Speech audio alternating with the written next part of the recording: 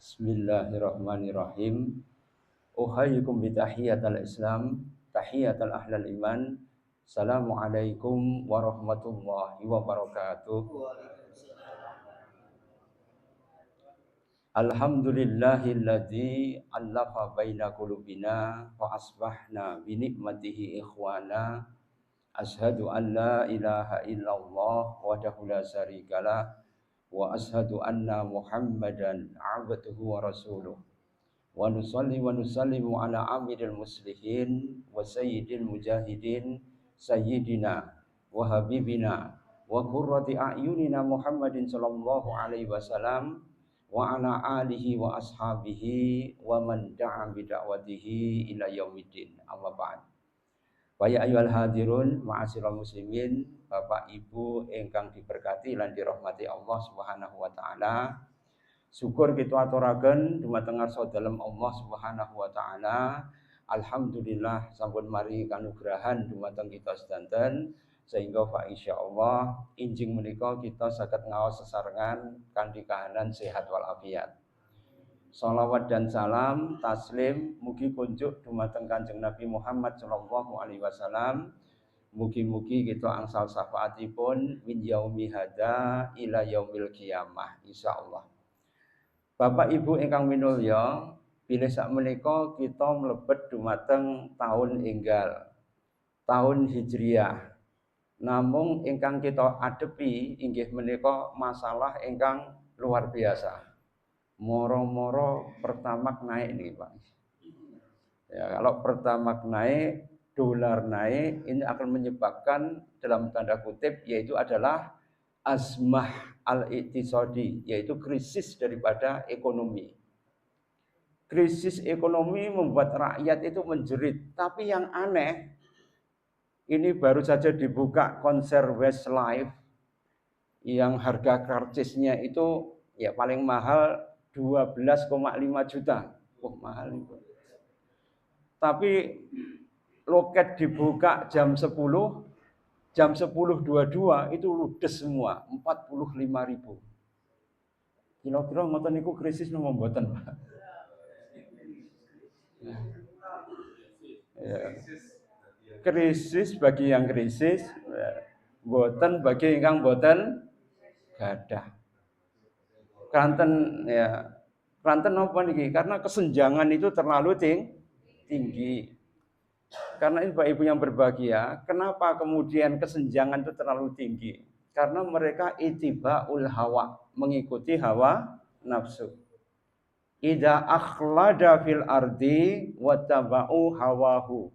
Kalau mereka itu terikat hatinya itu dengan ya dunia, pasti mereka itu akan mengikuti hawa nafsu. Wattaba'a hawahu wa kana amruhu furuta. Kalau mereka mengikuti hawa nafsu, maka seluruh urusannya wa amruhu furuta. Furuta itu apa? Kacau balau semua, Pak. Ya kalau semuanya sudah kacau balau, nah inilah kemudian kita harus meluruskan. Penyebabnya apa ini?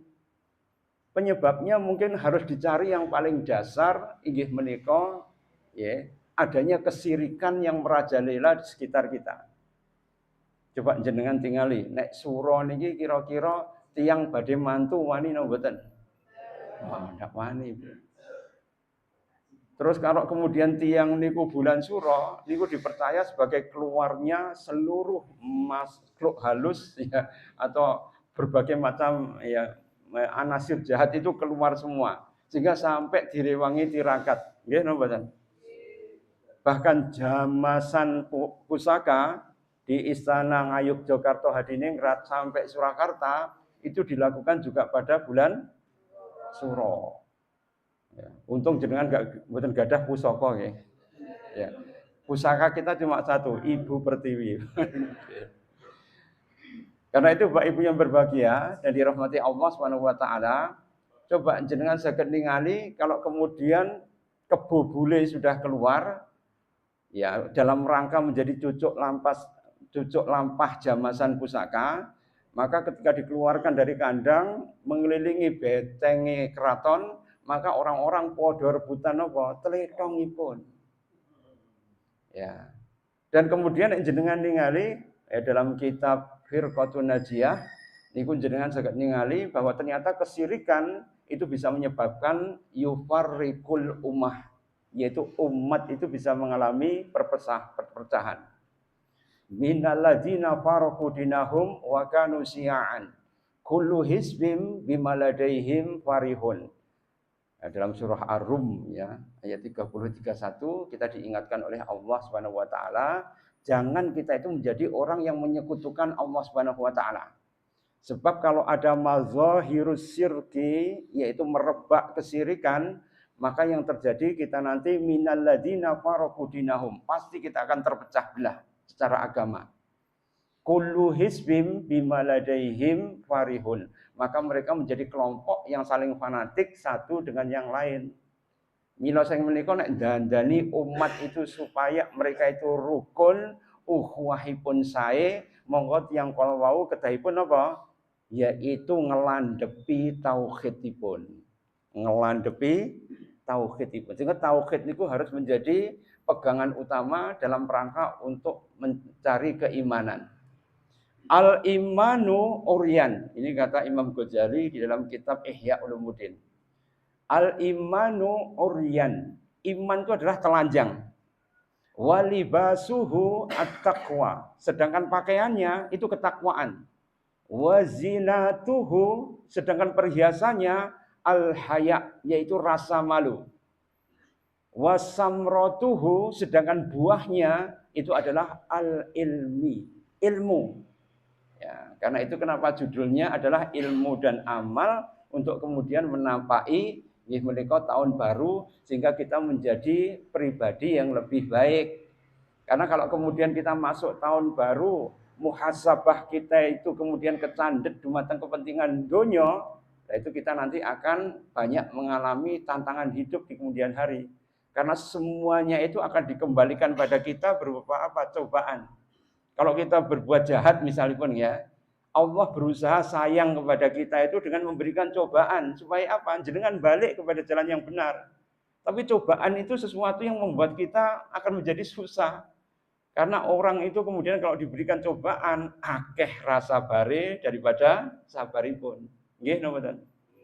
Jadi kalau tiang itu mendapatkan cobaan, biasanya pun tiang kalau mau sabar sing paling rendah, nggih menika tarku sikayah, meninggalkan sambat. Wah, ini rada angel Pak. Ini paling rendah saja meninggalkan sambat. Sedangkan pertengahan ya, yang marhalah wusta ya, yaitu sabar pertengahan, yaitu kita adalah ridho bi qadaillah dalam kitab Nasaihul Ibad. Maka jenengan bisa melihat kalau di dalam pertengahan itu adalah ridho bi kismatillah, ridho dengan pembagian dari Allah Subhanahu wa taala.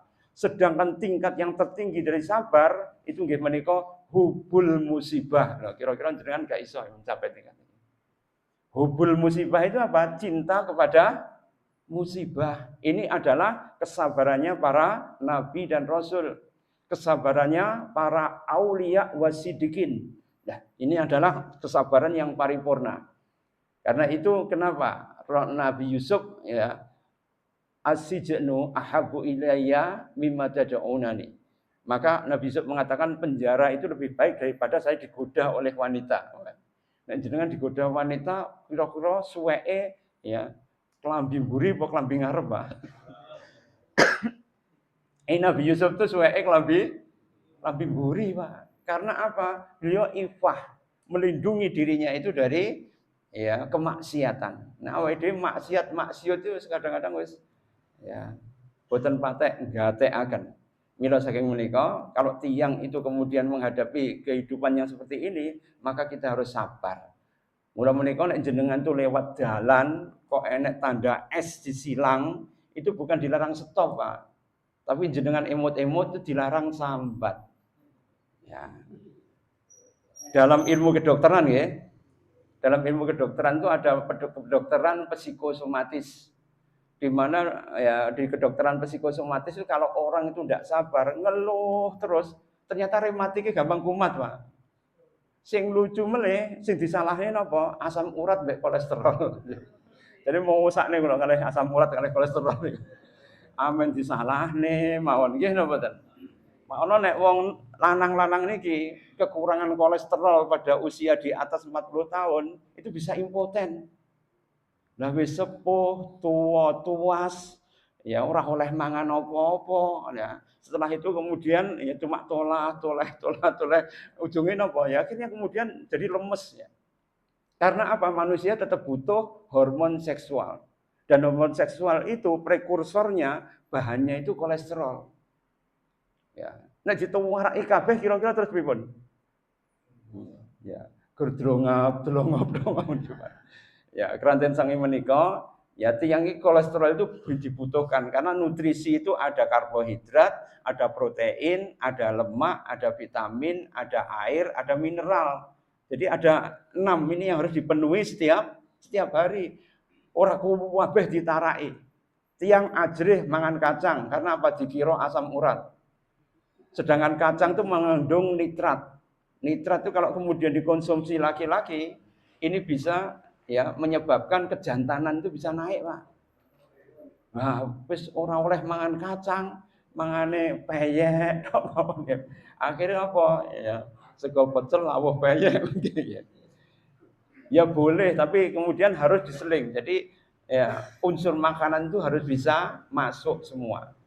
Karena itu Bapak Ibu yang berbahagia dan dirahmati Allah Subhanahu wa taala, maka ketika ada ya banyak sekali krisis di hadapan kita ini demo mahasiswa itu besar-besaran Pak sekarang. Tapi enggak direlay di TV nasional kan. Tapi kalau jenengan lihat ya di TikTok, lihat di Instagram, lihat di media massa itu luar biasa. Tapi kalau kita melihat banyaknya demo tadi, apa menyelesaikan masalah kan mboten lah. Nggih mboten. Ketika ya kemudian ada demo tapi harga kan tetap naik. Bahkan yang terjadi itu normalisasi LGBT itu terus-menerus. Tahu ya normalisasi LGBT? Jadi orang-orang yang punya sifat homoseksual, lesbian, orientasi menyimpang, itu kemudian diberikan panggung itu di medsos. Sehingga lama-lama generasi muda itu melihat sesuatu itu wajar dan normal. Kalau wajar dan normal, ya maka mereka itu kemudian ya ujung-ujungnya apa? Kalau mereka itu kemudian punya hati yang baik, sidok, maka mereka itu akan kemudian bisa menahan diri. Tapi mereka itu ya jiwanya gaul dan mereka itu sering yang bergaul ini bisa kemudian berbahaya ini. Karena apa? Bisa katut. Karena itu bukan pembawaan, tapi apa? Yaitu bisa nular itu. Sekali disodomi jadi homoseksual. Ya karena itu kita harus kemudian ya kenapa kaum Lut itu kemudian dihancurkan oleh Allah. Bukan saja diantam fa'amtir alaina hijaratan minas sama, yaitu diantam dari atas, tapi juga kemudian apa? Ya dibalikkan bumi itu supaya apa? Mereka itu benar-benar hancur. Ya. Dan itu menunjukkan apa? Ini supaya orang itu bisa paham ini penyakit berbahaya. Tapi sekarang ya itu menjadi anjrah atau populer. Jadi kalau jenengan di kota besar naik di tram atau naik di kereta api, nanti sering ada bau taek, Pak. Karena apa? Ya, karena anusnya itu sudah dobol. Karena mereka penyuka anus kan. Sehingga akhirnya kemudian mereka itu klepnya tidak kuat, sering kemudian BO-nya itu ya keluar sendiri. Dan itu terjadi di kota besar sudah mulai banyak ya. Kalau jenengan nanti tindakan di metropolis Surabaya atau Jakarta, maka ini kemudian menjadi semakin banyak bau tinja tadi. Ini merupakan asmatul akhlak. Tadi asmatul iktisadi, yaitu ada krisis daripada ekonomi. Sekarang adalah asmatul akhlak, yaitu krisis daripada akhlak. Dulu kalau ada guru itu masuk kelas, semuanya ngaku rancang, Pak. Ya, nobatan.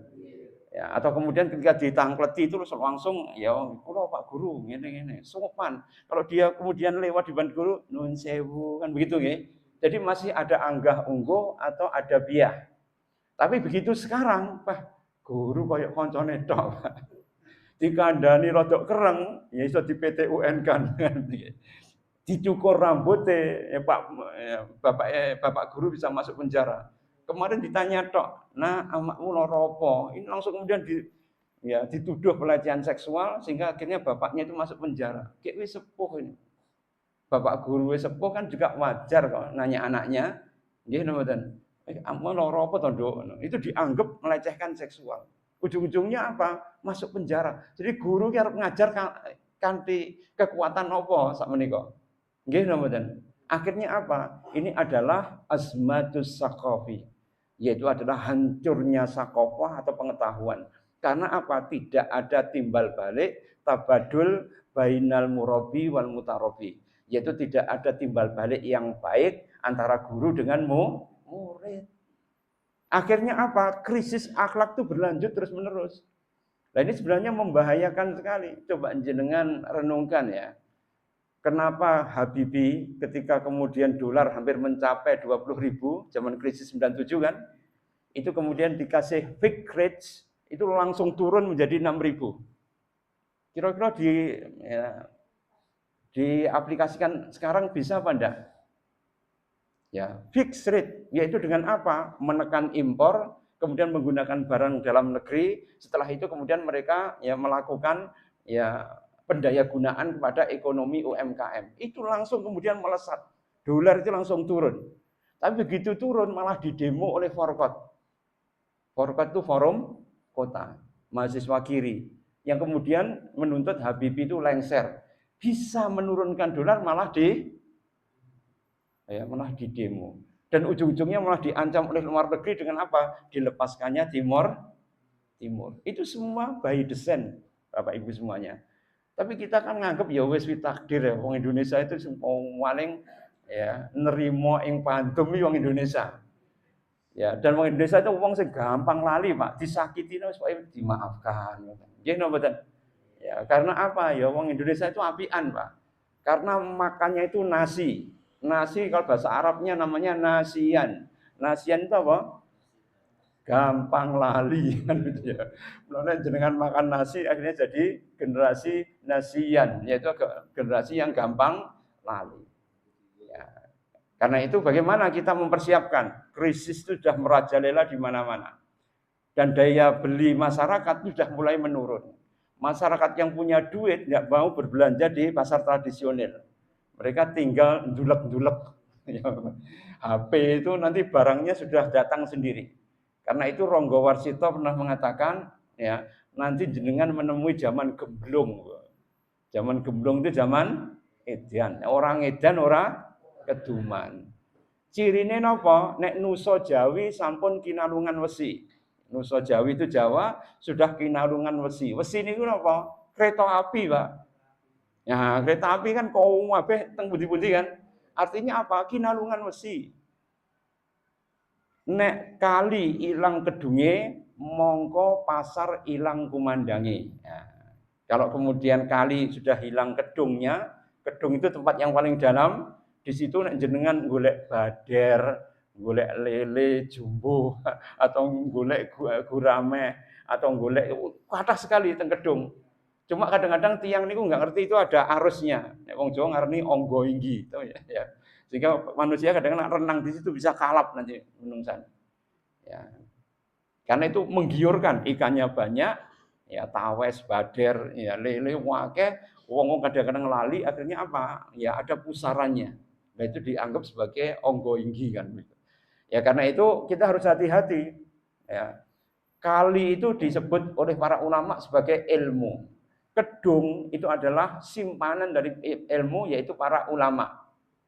Jadi kalau para ulama sudah tidak ada, nggih enek sing memperingatkan, maka yang terjadi apa? Pasar ilang kumandange.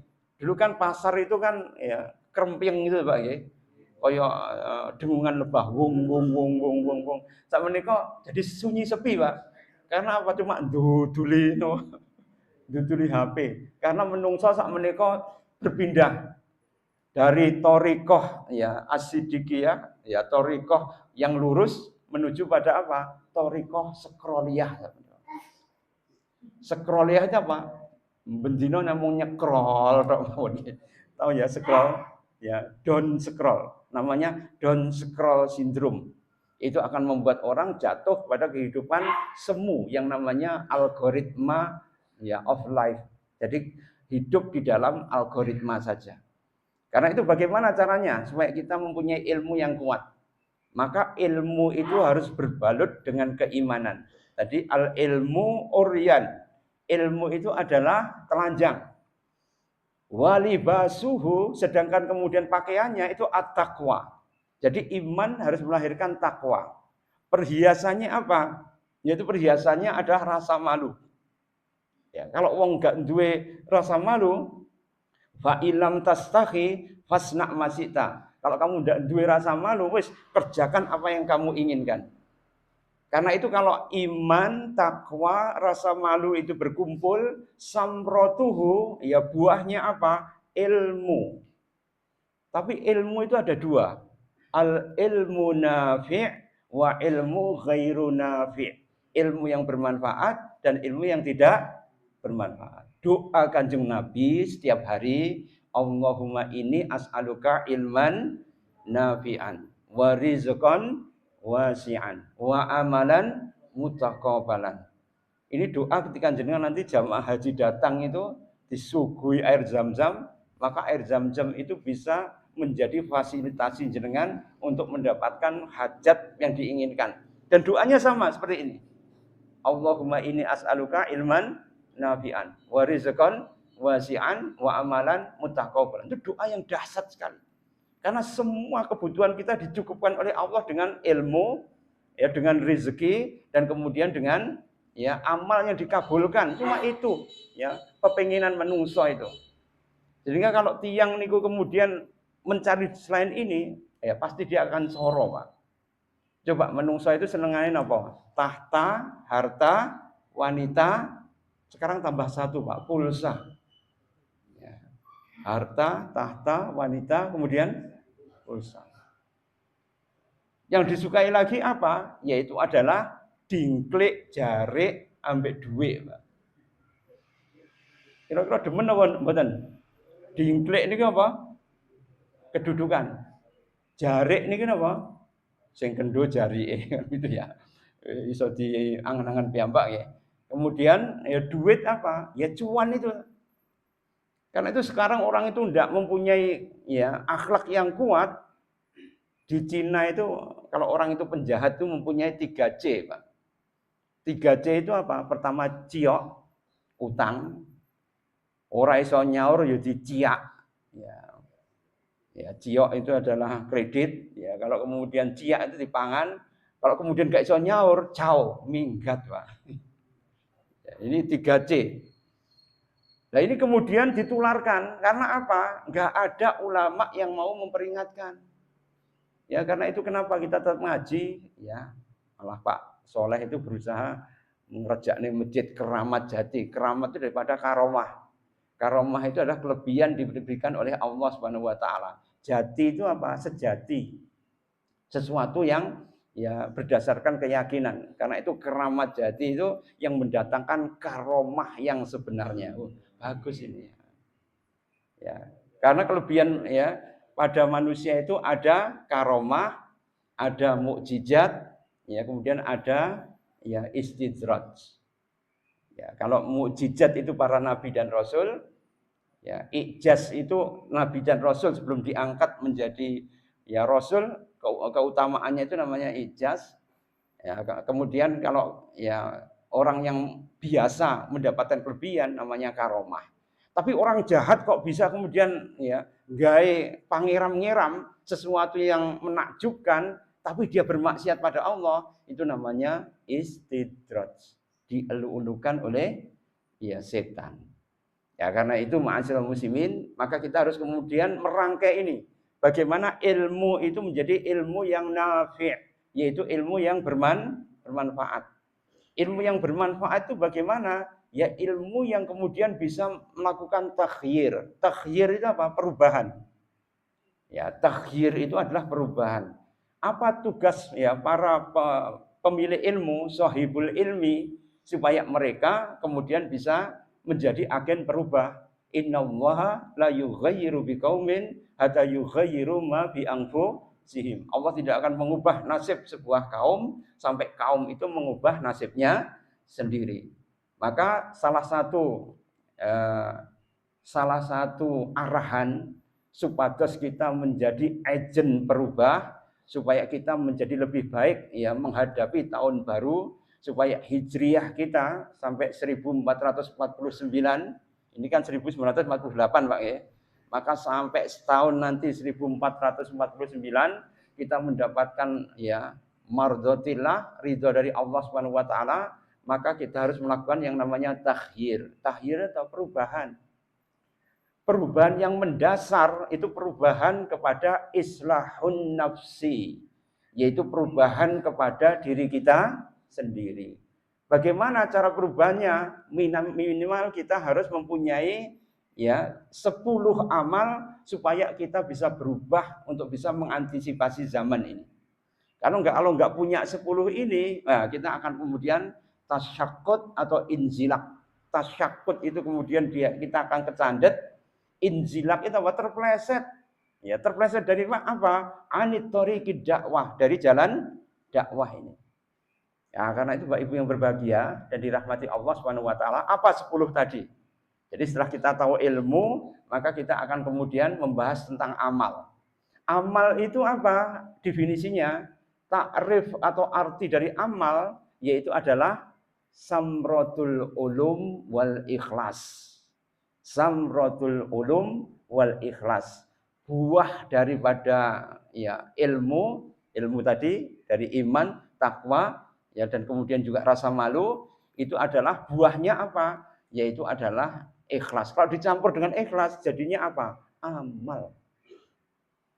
Ya. Karena itu ma'asyiral muslimin, maka amal ini harus menjadi gacuan kita. Amal bukan sekedar amal, tapi amal yang makbulan, yang diterima oleh Allah Subhanahu wa taala. Amal yang akan menghasung kita supaya apa? Dapat rezeki yang banyak. Jangan menganggap rezeki itu cuma duit atau cuan tok, Pak. Tapi termasuk ya umur panjang itu termasuk rezeki. Karena dalam hadis itu dikatakan kalau orang itu mati berarti rezekinya sudah habis. Diceritakan ya di dalam Ibnul Qayyim itu ada seseorang itu kecemplung sumur. Ternyata tidak mati itu, Pak. Setelah itu kemudian ketika mau diangkat, dia kemudian minta supaya diberikan susu. Akhirnya orang tadi diberikan susu, begitu minum susu langsung mati, Pak. Jadi rezeki terakhirnya itu apa? Susu. Jadi Allah masih menahan ajal supaya kemudian orang itu ya bisa minum susu dulu. Diselamatkan orang setelah itu kemudian diberikan susu baru dia meninggal. Jadi manusia itu rezekinya akan terus menerus kalau kemudian jenengan itu ya rezekinya masih banyak, supaya banyak bagaimana? Ya donga. La yarudul qada illa bidu'a. Tidak bisa menolak qada atau qadar dari Allah kecuali kalau kita berdoa. Nah, kalau kita berdoa, Pak, insya Allah ya rozikon wasi'an, yaitu adalah rezeki yang melimpah ruah. Artinya apa? Sehat semua, seger kewarasan semua. Karena menungso sak menika nek sedih mawon susi kena katarak lho, Pak, mripate jenengan. Jadi untuk mencegah katarak itu bagaimana? Jenengan enggak oleh sedih. Coba dalam surah Yusuf itu ya, Nabi Yakub itu ketika sedih memikirkan ya Yusuf gerantes begitu, akhirnya ya kataraknya keluar. Wa yadhat ainahu minal husni. Maka Nabi Yakub itu kemudian matanya memutih karena apa? Husn. Husn itu apa? Sedih yang berlebihan. Nek jenengan pengen mripate tetap awas ya sampai usia senja, maka jenengan ya harus menghindari yang namanya humum. Humum itu apa? Rasa sedih. Obat sedih yang paling mujarab ini apa? Bukan pil penenang, Pak. Obat sedih yang paling kuat apa? Surah Yasin. Sapa sing maca Yasin diberikan oleh Allah kesenangan itu sampai 12 jam. Jadi dosisnya itu 12 jam, setengah hari. Sapa sing maca pagi, dia akan diberikan kesenangan sampai sore. Sing maca sore diberikan kesenangan sampai pagi. Jadi macane ping loro. Lah jenengan macane Jumat tok. Nggih napa? Nek jenengan pengen Jumat tok sing sampai kekuatannya itu 1 minggu, itu surah Kahfi. Nah, surah Kahfi itu jenengan akan diberikan sinar oleh Allah dari 1 Jumat ke Jumat berikutnya. Itu wajib saja nih. Setengah wajib karena apa? Membuat jenengan menjadi orang yang silomen. Karena cahayanya Allah itu terus-menerus menyinari jenengan. Tamsuna ya alal huda. Jenengan berjalan di atas petunjuk itu dikarenakan karena apa? Jenengan ya ada kekuatan surah kahfi. Kalau jenengan pengen seminggu, mulanya yasinan diganti kahfian. Ya, karena kalau seminggu sekali ya, kalau jenengan itu malam Jumat tuh baca yasin, maka di rumah harus ditambahi lagi 2 kali. Supaya apa? Supaya jenengan mendapatkan kesenangan di dalam hati. Jadi kesenangan itu bukan harta benda, bukan makanan, bukan perhiasan, bukan kendaraan dan sebagainya. Tapi kesenangan itu apa? Maluzumul haq fi qulubina. Apabila kemudian al-haq itu tetap berada di dalam hati kita. Itu kata-kata Imam Ahmad bin Hambal. Ketika beliau itu di penjara, ya, kemudian muridnya mengatakan, qad ghalabana ya Syekh, kita dikalahkan oleh musuh wahai ya kiaiku. Maka beliau mengatakan kalla, sekali-kali tidak. Ya, kenapa? Ya, luzumul haq qulubana. Selama al-haq itu berada di dalam hati kita. Jenengan tahu presiden kedua, itu siapa presiden kedua, Pak? Oh, keliru sampean. Ya. Presiden kedua itu Safruddin Prawira Negara. Memerintah selama 127 hari, 107 hari. Yang beliau itu ketika kemudian Pak Karno, Pak Hatta ditangkap, beliau kemudian mendirikan ya pemerintahan sementara ya di Sumatera itu untuk apa? Supaya Belanda itu tetap mengakui bahwa ya masih mempunyai eksistensi negara Indonesia. Jadi presiden yang kedua itu adalah Safruddin Prawira Negara. Cuma ini dihilangkan dari sejarah, Pak. Jadi akhirnya kemudian menjadi enggak terkenal. Dan Pak Safruddin itu terkenal ketika krisis moneter yang luar biasa. Beliau itu adalah seorang pejabat, ya pejabat bank dan menteri keuangan. Dan ketika beliau itu menghadapi krisis yang luar biasa, maka beliau menggunakan snaring. Snaring itu memotong uang menjadi separuhnya. Sehingga akhirnya apa? Ya gejolak ya ekonomi yang dahsyat itu kemudian bisa turun karena apa? Harga kemudian dipotong. Itu keberanian daripada Safruddin Prawira Negara.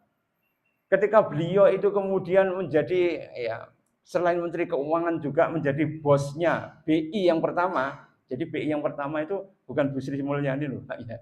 Tapi adalah Pak Safruddin Prawira Negara. Dan beliau itu ditawari rumah mewah di Menteng. Nek wong saiki kira-kira ditawari rumah mewah kira-kira pripun? Wah, sis tenan kan ngoten ya. Tapi beliau menolak ini dan tetap hidup di kontrakannya. Ya. Lah pejabat sing koyo ngene iki rada angel saiki Pak. Ya, digoleki rada angel. Safruddin Prawira Negara, tapi kemudian dia dituduh ya membantu PRRI yang pada waktu itu ya itu dianggap sebagai pemberontak. Akhirnya beliau kemudian dipenjara tahun 61 sampai tahun 66. Termasuk Kos Plus, tahu ya Kos Plus? Kos Plus itu dipenjara karena gara-gara apa? Karena pada waktu itu Bung Karno kan anti neokolonialisme, sehingga seluruh musik yang berbau Beatles termasuk juga Kos Plus itu kemudian dipenjara juga bareng dengan Pak Safruddin, bareng dengan Pak Natsir, dipenjara sampai tahun 66. Sehingga di penjara siapa? Benyamin Sueb, Pak. Tahu Benyamin Sueb? Itu sebenarnya kan dulu ya rocker tuh itu. Maka ketika beliau itu menghadapi masalah seperti itu, akhirnya apa? Wis diubah ya. Akhirnya rockernya diubah menjadi Gambang Kromong. Wah. Akhirnya beliau itu malah lolos dari penjara tadi. Karena apa? Gak enak Beatles sih pakai Gambang Kromong, enggak ada ya. Itu salah satu cerdasnya daripada Benyamin Sueb tadi. Tapi yang lainnya, musisi-musisi yang lainnya kayak Kos Plus itu kemudian dipenjara. Termasuk Pak Safruddin Prawira Negara. Bahkan beliau ketika meninggal tahun 89 ya tanggal 15 Februari ketika beliau meninggal, maka orang tidak memberitakan ya di koran manapun. Sedangkan beliau itu adalah termasuk orang yang paling berjasa mengangkat krisis ekonomi. Masalahnya apa? Karena beliau itu muslim. Ya. Karena beliau muslim akhirnya kemudian membuat ya orang-orang itu tidak mau mengangkat beliau menjadi pahlawan tadi. Karena itu Bapak Ibu yang berbahagia, tapi semuanya itu bukan dinilai dari penghargaan manusia. Yang dinilai oleh Allah itu apa? Inna a'ramakum indallahi atqakum. Yang paling mulia di sisi Allah yaitu orang yang paling bertakwa. Bagaimana kita kemudian supaya bisa ya menumbuhkan yaitu orang-orang yang bisa islahun nafsi. Islahun nafsi itu bisa kita lihat pada kitab ya Ma'alim fit Thariq. Di mana dalam kitab Ma'alim fit Thariq minimal harus ada 3 syarat supaya orang itu menjadi jilul Qur'anil farid atau jilul jadid li takhyiril ummah. Ya, yaitu apa? Menjadi jil. Jil itu apa? Generasi. Generasi yang bagaimana? Qur'anil farid, yaitu generasi Quran yang unik. Generasi yang bisa mengaplikasikan Quran itu dalam kehidupan sehari-hari. Jilul jadid, yaitu adalah ya generasi baru. Yang mempunyai apa?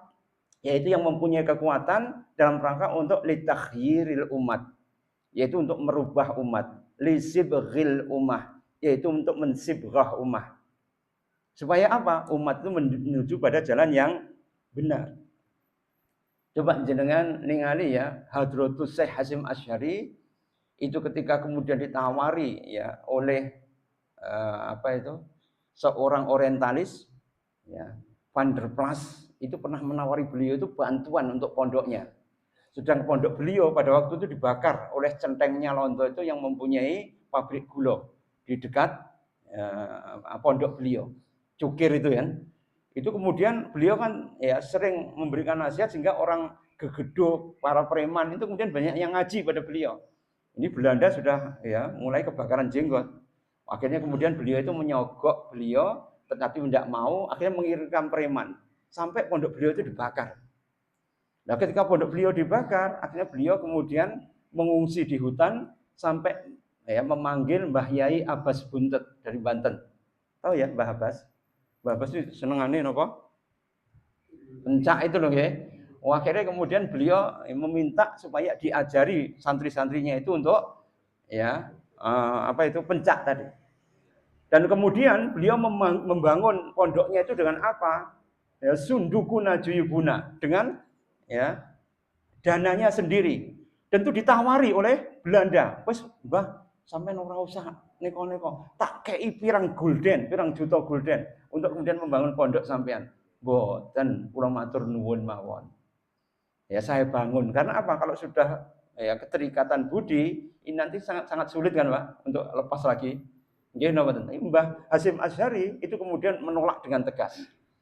Sehingga akhirnya beliau itu ketika ya kemudian bisa membangun pondok disogok oleh Van der Plas dengan berbagai macam ya sogokan ya dari uang, dari emas, dari kemudian kendaraan. Ternyata beliau kemudian tetap menolak. Dan kemudian beliau itu ya akhirnya ya sabar dengan muridnya hanya dalam 5 tahun, maka beliau itu bisa mendirikan pondok lagi. Dan jenengan bisa melihat pondok itu besar sampai sekarang. Utuh sampai sekarang. Bisa memberikan pencerahan pada umat. Itu karena apa? Zaman dulu itu kalau orang itu kemudian ya menghafal atau mempelajari Quran, mereka itu ta'amul amal bil Quran. Mereka itu mulazamat atau kemudian mereka itu melazimkan diri untuk beramal berdasarkan dalam Quran. Sehingga akhirnya mereka itu ya benar-benar menjadi pribadi yang kuat. Pak A.R. Fakhrudin, ketua Muhammadiyah ya, yang paling panjang yaitu beliau itu ketika ditawari menteri oleh Safruddin Prawira Negara, maka beliau itu menolak, wis mboten sah mawon. Sedangkan beliau itu hidup setiap hari dengan apa? Jualan kelontong dan bensin. Kira-kira jenengan dalam keadaan miskin papa ditawari jadi menteri agama, kira-kira pripun? Ya, samper saja kan begitu ya. Tapi ini enggak. Pak Idham Khalid, ya ketua NU yang paling panjang. Jadi ketua NU yang paling panjang itu ya Idham Khalid, kalau Muhammadiyah yang paling panjang itu A.R. Fakhrudin.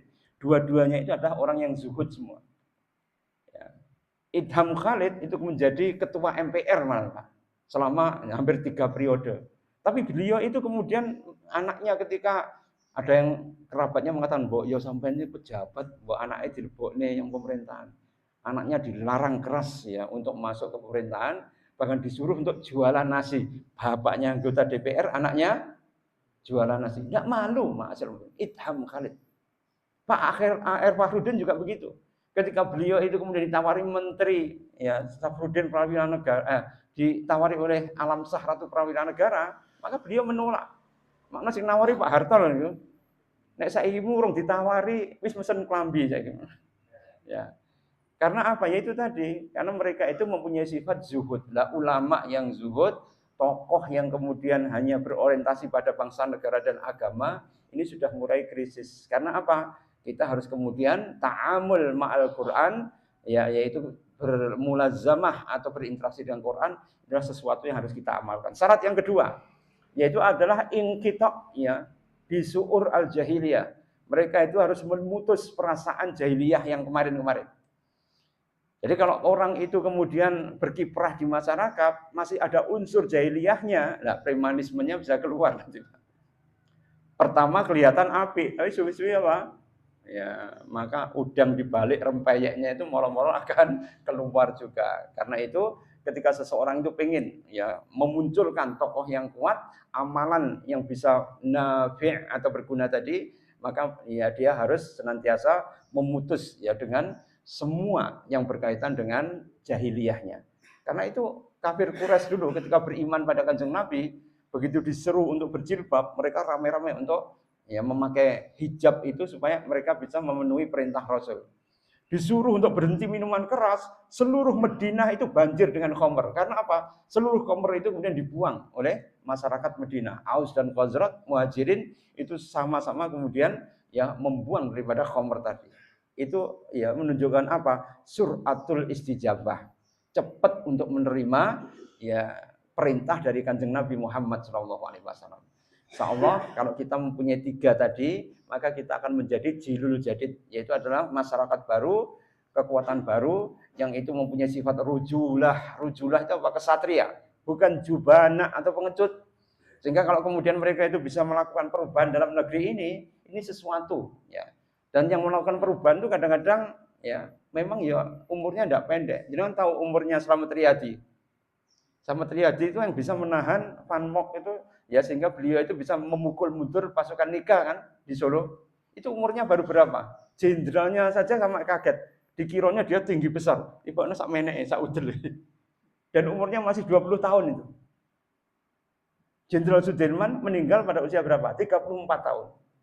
Dan beliau itu kemudian paru-parunya sudah hilang separuh. Digotong ya, ngubengi dari Gunung Kidul sampai lewat Wonogiri, masuk kemudian di Pacitan, kemudian sampai di Gunung Wilis, di Kediri, balik lagi di Yogyakarta. Munyer seperti itu. Dalam keadaan apa? Paru-parunya tinggal satu, kena TBC. Setelah itu kemudian pulang, dirawat di Panti Bethesda atau Panti Rapih dulu, akhirnya beliau kemudian meninggal. Itu kenapa?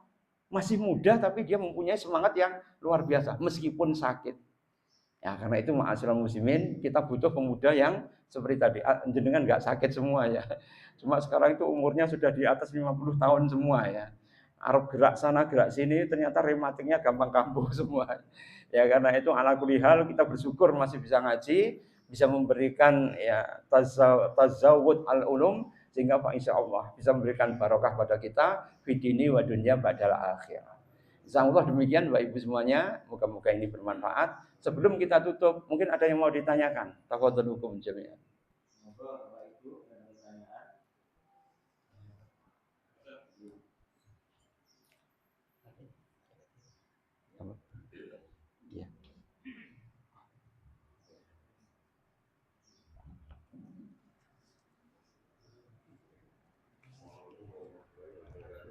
Waalaikumsalam warahmatullahi wabarakatuh.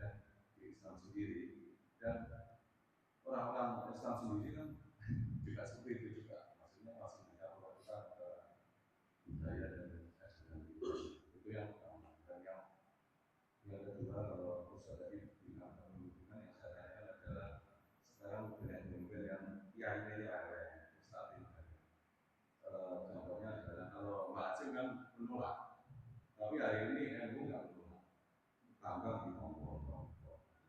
Muhammadiyah juga tambang. Nah ini gimana? Maksudnya banyak kiai yang sudah sulit lah. Itu gimana? Ya. Masih. Jadi pertanyaan yang pertama itu adalah sebenarnya kalau diringkes itu cuma satu, yaitu madzahiru at-tanaqudot, yaitu fenomena kontradiksi. At-tanaqudot itu namanya kontradiksi.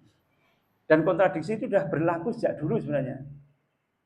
Ya, zaman kekuasaan Raja Faruk di Mesir, ya itu juga begitu. Yang membuat Ustadz Imam Syahid Hasan Al-Banna itu kemudian mempunyai pemikiran, wah saya harus melakukan perubahan itu karena at-tanaqudot tadi.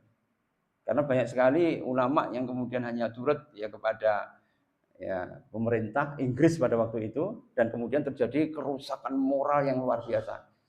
Kenapa ya dalam wajibatul akh itu dikatakan bahwa kita dilarang untuk kemudian meminum kopi itu ya. Ternyata kopi di Mesir itu jumlah percangkirnya itu 1.200 gram, Pak. Ya mendem loh itu. Sedangkan kopi itu yang diperbolehkan itu kurang dari 80 miligram. Di Mesir itu berapa? 1.200 kopi murni. Sehingga kalau orang minum itu, ya, kalau nggak kunino, ya langsung mapel, mendem tadi. Akhirnya apa? Kalau nggak minum, itu komeder badannya. Nah, itu membuat mereka itu ketergantungan, akhirnya membuat mereka itu menjadi orang yang ya apa itu nggak produktif belas, layamu itu walayah ya, nggak bermutu ngentekne biaya toh, mangane wakeh tapi ya nggak iso bekerja, itu atana kudot. Nah ketika kita melihat fenomena seperti tadi, itu bagaimana cara kita kemudian berusaha ya untuk memperbaiki. Sebenarnya tadi islahul fardi itu adalah bagaimana kita membentuk kepribadian. Tapi delok kok wis padang tadi, kan ada 10 sebenarnya. Tapi nggak nutut kok ya. Nanti biar nanti Pak Soleh Mbak bisa meneruskan lagi. Ada 10 muasofat supaya kita menjadi pribadi yang kuat seperti Mbah Hasim, seperti Mbah Idham Khalid, atau seperti Mbah AR Fakhruddin. Supaya kemudian mereka itu bisa memberikan teladan dan contohnya. Sehingga kalau mereka itu kemudian tidak mempunyai ketahanan mental yang kuat, nah ini atanakudat itu atau kontradiksi terus menerus. Ya, karena itu kuncinya apa? Ya dengan tarbiyah, yaitu berusaha untuk merubah supaya mereka menjadi syakhsiyah al-islamiyah al-mustaqimah. Yaitu syakhsiyah islamiyah yang mustaqimah, yang lurus. Coba di APBN itu ada dana khusus untuk menghidupkan acara-acara seperti Merti Desa, kemudian Bedol Desa, Larung Sesaji, itu di APBN kan. Dan itu perintah langsung dari apa? Dari yang mengutangi, IMF dan World Bank. Harus ada klausul itu. Nah, itu tidak akan diutangi. Lah kira-kira kemudian pemerintah berani tidak melawan IMF? Kira-kira wani apa betul? Ya ramani. Ya apa enggak? Akhirnya setiap desa kan kemudian didanai kan. Setiap kemudian ada apa itu merti desa, atau kemudian ada kemudian danyangan itu harus diperbarui lagi dan sebagainya. Itu diagendakan seluruh Indonesia. Larung saji, sedekah bumi dan sebagainya. Nah kalau kesirikan itu kemudian merajalela, nah ini akan menimbulkan ya mereka apa? Dhaful akhlak. Akhlak itu akan menjadi menurun. Nah tugas jenengan bagaimana? Ya menciptakan, mengcreate supaya terjadi ibrosurijal, yaitu adalah manusia-manusia yang mampu menghadapi tantangan. Bukan cuma teori, nadoriyat saja. Kan selama ini kan ngaji cuma di tataran teori kan. Tapi begitu kemudian kita harus merubah, itu merubahnya bagaimana? Ya uda'u ila sabili rabbika bil hikmah. Al-Nahl 125. Uda'u ila sabili rabbika bil hikmah, menyeru dengan hikmah. Wa mau'idatul hasanah, dengan menggunakan mau'idah yang hasanah. Kalau tidak bisa, wajadilhum bilati hiya ahsan. Coba kalau jenengan lihat ya di Ponorogo sampai di Semarang. Ponorogo nanti 1 Muharram malam Suro itu semuanya itu berputar-putar ya, tawaf di alun-alun. Supaya apa? Awet enom, rezekinya lancar. Tapi yang terjadi apa? Kan sing tua ya tetap tua tuh. Nggih napa? Mbok muter sampai isu kan ya tetap tua. Ya. Kalau di Semarang itu apa? Kan ada Tugu Soeharto itu. Ya, Tugu Soeharto kan airnya melimpah, toh, Pak. Nah, itu kalau kemudian malam suro, nyemplung semua, kungkum. Bahkan di daerah Alas Ketonggo itu ada namanya Kali Tempuran. Di Ponorogo juga ada Kali Tempuran. Itu kalau orang itu kemudian di situ, dia akan mempunyai wibawa yang kuat. Jadi pemimpinnya ini kabeh kira-kira pripun? Ya. Jadi kita yang menjadi pertanyaan, bagaimana? Min aina nabda, dari mana kita mulai? Min aina nabda. Caranya bagaimana? Kuatkan ukhuwah Islamiyah. Kuatkan ta'aruf ya kepada kelompok yang lain. Ta'awun kepada kelompok yang lain, takaful solidaritas kepada kelompok yang lain. Supaya apa? Rukun semua. Kalau rukun, nanti mereka itu amar ma'ruf dan nahi anil munkar itu menjadi kuat lagi. Banyak yang menerima tambangnya karena eker-ekeran di dalam sendiri kan. Belum lagi kuota haji, ya, belum lagi nanti ya pembagian daripada saham atau pembagian jabatan. Wah, rentan sekali, Pak. Apalagi MBG ini ya, penjualan ya yang ternyata ya semuanya fiktif ya, karena apa? Terjadi penyelewengan dalam pemberian izin dan sebagainya. Akhirnya apa? Bulet tok emang. Dan seperti buletisasi seperti ini memang diharapkan oleh pasar luar negeri supaya mereka mempunyai kekuatan bisa memasukkan barangnya. Coba kalau kemudian kita panen raya di Blitar, kira-kira harga endok naik apa turun? Kan turun kan? Karena apa? Tiba-tiba pintu impor dibuka. Begitu kita panen banyak, impor masuk, kalau barang banyak yang masuk, kira-kira harganya jadi turun apa naik? Ya turun, akhirnya dibagi-bagikan yang kamkap itu. Iya benar. Ya karena apa? Harganya tidak bisa naik. Kalau di bawah 17.000 mesti tidak akan bisa nyucuk untuk memberikan pakannya tadi. Ini cuma telur saja ya, belum yang lain. Saya kalau di Malang itu mesti ribet ya, enak truk tebu itu loh Pak ya. Truk tebu itu kalau kemudian diolah di pabrik gula kita, itu bukan kita yang menikmati, tapi diekspor langsungan. Dan itu gula yang sehat. Awak dhewe dikai apa? Gulaku, raw sugar, itu apa? Impor dari Brasil, impor dari Malaysia.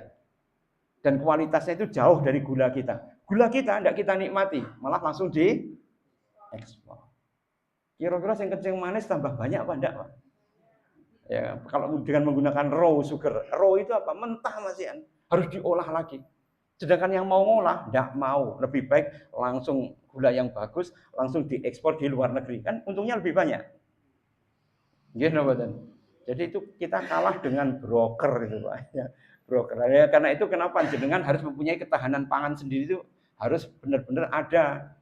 Seperti RT keren misalnya atau desa swasembada itu harusnya punya lumbung sendiri supaya apa? Supaya kemudian terjadi krisis mereka bisa saling ngopeni. Kan bener ngoten, Pak. Zaman dulu kan kita punya lumbung semua kan. Nggih napa bertahan sampai bertahun-tahun. Nah, kalau sekarang dilebokne yang ya bulog kira-kira nonolen mboten. Karena kalau beras itu disimpan, diresik-resik, itu jamurnya cepat keluar, nonolnya cepat keluar. Kalau zaman dulu itu kan dipotong dengan batangnya, dimasukkan ke dalam lumbung, itu awet sampai bertahun-tahun. Itu ketahanan pangan yang sebenarnya. Tapi awak dhewe kan boten toh. Ya, akhirnya apa? Ya krisis beras. Sebenarnya kita itu tidak krisis. Coba lihat di Welingi, Klemunan. Ya, kemudian jenengan delok di sawah-sawah kita. Kira-kira cukup enggak untuk memberikan di Kota Blitar saja? Cukup sebenarnya.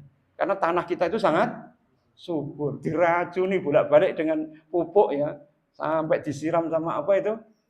Anunya tebu itu, tetesi tebu. Itu kan di daerah Karangtengah itu keasamannya dekat Algifari itu keasaman tanahnya sudah tinggi sekali. Ya, melampaui ya bagaimana kita itu menangkal ditanam lagi menjadi tidak subur. Tapi tanah kita itu mengeliat karena apa ya? Barokah donga ini jenengan itu. Diracuni kayak ono tanahnya iso ditandur itu hebat loh, Pak. Kalau luar negeri dikai ya, pupuk kayak ono rusak lemah. Tapi kita itu tanah kita masih bisa subur. Kenapa? Ya mampu donga bareng niku. Saya kira begitu, moga-moga bisa bermanfaat ya. Bagaimana cara memunculkan pemimpin yang baik? Ya, itu kata Ali bin Abi Thalib, kaifa yakunu yuwala alaikum. Bagaimana keadaan rakyat, itulah keadaan para pemimpin. Bagaimana keadaan pemimpin, itulah kemudian keadaan rakyat. Nah, ini. Jadi kalau kita pengen ya pemimpinnya baik, bagusi rakyatnya dulu. Kalau ingin kita rakyatnya baik, bagusnya pemilihan dulu. Jadi dakwah itu menjadi dua, ya, menjadi dua arah. Ke rakyat iya, ke penguasa juga iya. Ya, mudah-mudahan dengan termasuk orang yang bisa berdakwah di seluruh lini kehidupan kita. Insya Allah demikian Pak. Insya Allah saya teruskan lagi nanti kalau ada waktu biar dijabarkan oleh Pak Soleh tentang 10 muasofat bagaimana kita menjadi generasi yang berdaya untuk masa depan. Monggo saya serahkan pada Pak Soleh. Monggo kita samin donga dumateng Allah Subhanahu wa taala, mugi-mugi jalsah kita barokah fi dini wa dunya badal akhirah. Allahumma sholli ala sayyidina Muhammad wa ala ali sayyidina Muhammad walhamdulillahi rabbil alamin. Rabbana anzalamna anfusana wa illam taghfir lana wa tarhamna lanakunanna minal khasirin. Allahumma innaka ta'lam anna hadhil qulub qad ijtama'at ala mahabbatik wa taqat ala ta'atik wa tahadat ala nusrati syariatik. Wa wasikillahumma rabbitataha wa adim budaha wa hdiha subulaha wa mla'a binurikal ladzi la yahbu wasrah suduraha bi faidil imani bik wa jamili tawakkuli alaik wa ahyiha bi ma'rifatik wa amidha ala sadati fi sabilik innaka ni'mal maula wa ni'man nasir wa sallallahu ala sayyidina Muhammadin wa ala alihi wa sahbihi wa baraka wa sallam walhamdulillahi rabbil alamin lahumul fatihah.